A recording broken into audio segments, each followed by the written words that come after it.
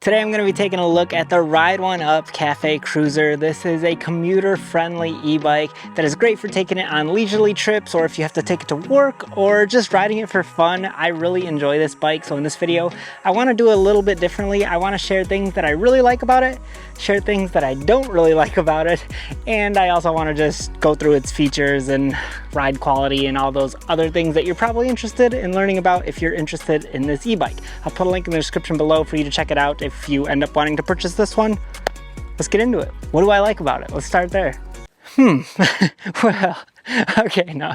Starting off, I really like the appearance of this e-bike. I really like this paint color. It's a sand color, and it also has this black accent, and it just fades into the paint right here. I think it looks super sharp and appealing. This is my kind of style, so I really like the way this e-bike looks.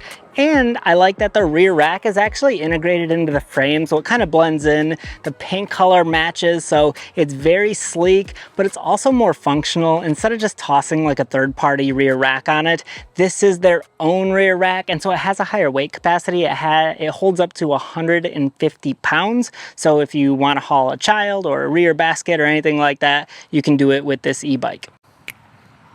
Very good. Moving on to the second thing that I really like about this e-bike is the comfort.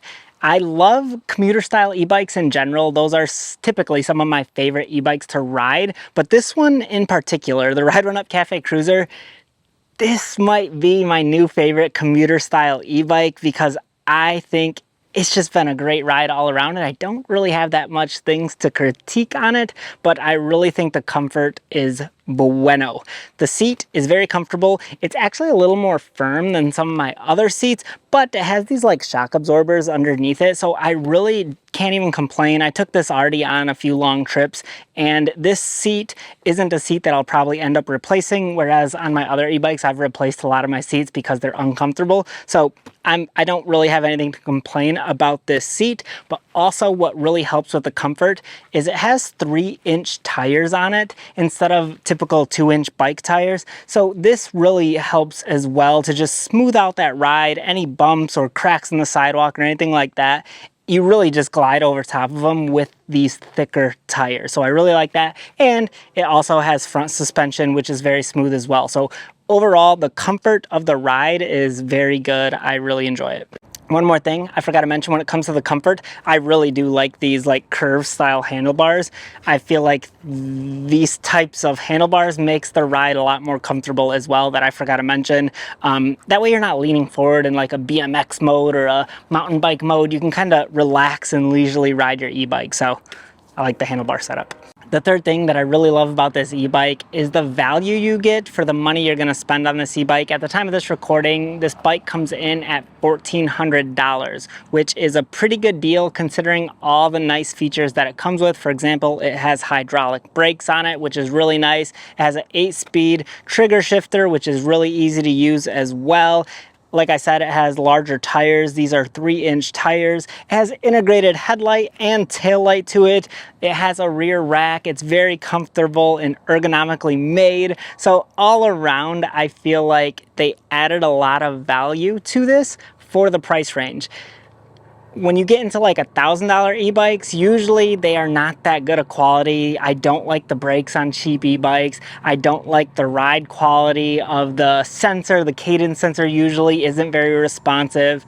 So this, for the price that you get, I would opt to get this one. If you're gonna spend $1,000 anyways for a cheap e-bike that you don't really love, I would just suggest you spend a little bit more money, spend $1,400, and this is an e-bike that I truly would get myself and ride around. I've really enjoyed this one, so those are my thoughts on the value you get with this e-bike. Moving on to the things that I do not like, and really these are more of a nitpick things. I actually don't mind them. These are just like mild preferences because I really don't have that many complaints about this e-bike in general. Things that I don't like. Where's my key? Oh, I forgot my key. Give me 2 seconds. I got my keys. The things that I don't love about this e-bike. Starting off, this is the biggest complaint about this e-bike is the battery location is kind of in a weird spot. So let me get over here to unlock it. once you unlock it, it has a switch here that you unlock it again. But this this front fender is so close to it that it's like such a snug fit. I just wish, I don't know, I like a Venton how they like clamp in sideways like this. To me, that's more functional than underneath. This is like a little bit, you just got to be careful with it, and I don't want to dink up my battery at all, so that's how you do it. Really, that's like my biggest complaint about it, and it's not even that big. It's just like maybe the orientation of the battery. The other thing that is kind of a nitpick is the hand grips on this thing. They look amazing. I love this leather and this stitched in cloth. It looks super nice, but they're just not that squishy. They're pretty rock solid. If they're a little bit squishier, then I would love it so much more. But it's really not that big of a deal. It's not like my hands are getting fatigued holding onto these. I just like to be able to squeeze and like use it like a stress ball or something if these are a little bit grippier. But I really love the way they look. So in my opinion, I'd go for beauty more than comfort, but that's something that maybe could be a little bit nicer is if these were a little bit squishier. So those are my 2 complaints about it. Now when it comes to riding the e-bike, like I said, it's very smooth and easy to ride. It's very comfortable as well. This actually has a cadence sensor instead of a torque sensor, which is nice because you don't get as tired when you're actually riding this bike. But the cadence sensor that they use is very responsive and sensitive so that when I stop pedaling, the motor cuts out right away, and when I start pedaling, it engages right away. So it feels like a very natural ride, and they have 5 different pedal assist levels so that you can choose to go really fast or really slow like I'm going now. So it's very easy and comfortable to use. I really enjoy just the riding experience of this. This e-bike also has a 750 watt motor, so I never struggle going up hills. I will have to click it into a higher pedal assist level to give me more power, or I can rely on the throttle because the throttle works all the way up to 20 miles an hour no matter what pedal assist level I'm in. So I can choose to take advantage of that when I'm climbing a hill. I can just throttle and then it'll just increase my speed, which is really nice. And then something I wanted to let you know is that this has a max speed of 28 miles an hour because it's a class 3 e-bike. So you're gonna have more power with this e-bike when you take it out for a ride. So that's how it is riding it.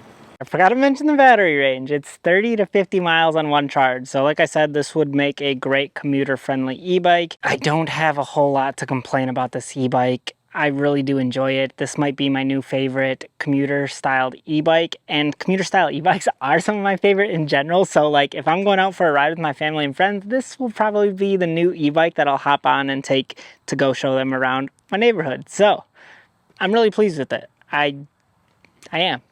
Good job, Ride1Up. I really like Ride1Up's products so far. I really like my limited e-bike from Ride1Up. That thing is super smooth with its torque sensor, but it is a little bit more on the pricier side. So this being cheaper, and the cadence sensor that they use, like I said, is really nice on this bike. So I don't know, is there something you want me to test out that you would like to see done with this e-bike? I'll do it. Let me know what it is. If you want me to do a hill test or something, let me know.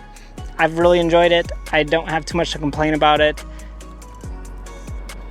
Thanks for watching. I'll catch you on another one. Bye.